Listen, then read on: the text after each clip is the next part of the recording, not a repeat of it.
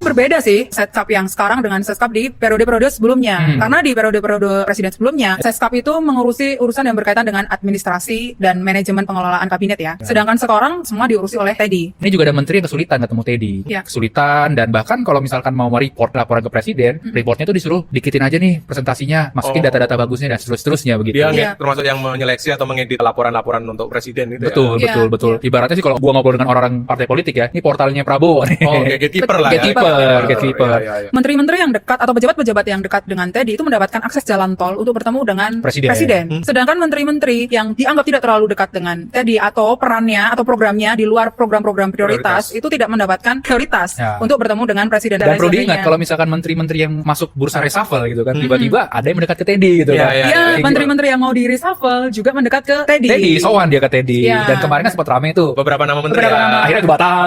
Ya, ada ini dari perwakilan negara sahabat ya. Jadi perwakilan negara sahabat ini juga mengeluhkan untuk berkomunikasi dengan presiden karena ketika dia mendatangi menteri yang representatif, menteri itu merekomendasikan si pejabat ini lewat Teddy untuk ke presiden. Bahkan ketika memutar lewat orang-orang dekatnya presiden pun semua bilang lewat Teddy. Jadi ada semacam kegelisahan, kita nggak bisa menjalin hubungan komunikasi yang lancar dengan presiden karena tadi ada gatekeeper. Nah, ini banyak sekali orang-orang termasuk yang di TNI yang membicarakan soal karir militer Teddy. Kenapa? Karena kan Teddy ini lulusan 2011. Tapi dia selama 14 tahun menjabat itu sudah naiknya kayak Jokowi tuh. Padahal ya, si aturan terdahulu yang di 2022 itu tertulis lu naik jadi letkol itu harus 18 tahun berdinas dulu, dan itu pun lu harus ikut Sesko AD begitu. Lalu juga ada pelatihan-pelatihan lain-lainnya begitu ya. Tapi kalau misalkan secara aturan ya, harusnya Teddy itu 2029 kan. Tapi ini Teddy naik pangkat menjadi letkol itu di 25 Februari 2025. Ada keistimewaan lah kepada Teddy. Tiba-tiba di bulan Maret itu Panglima mengeluarkan aturan terbaru lagi.